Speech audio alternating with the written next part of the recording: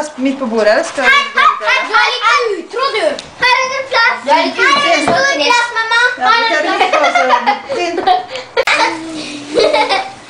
Det blir ikke noe klem.